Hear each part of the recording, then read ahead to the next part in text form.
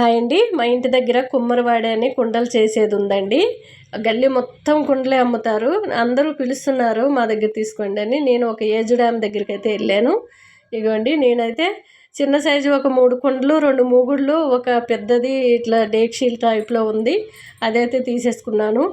మా మనవరాల కోసమని ఒక గల్ల పెట్టి అడిగింది, ఒక గ్లాస్ అడిగింది, తీసేసుకున్నాను. మొత్తం నాకైతే 1000 చెప్పింది ఆవిడ.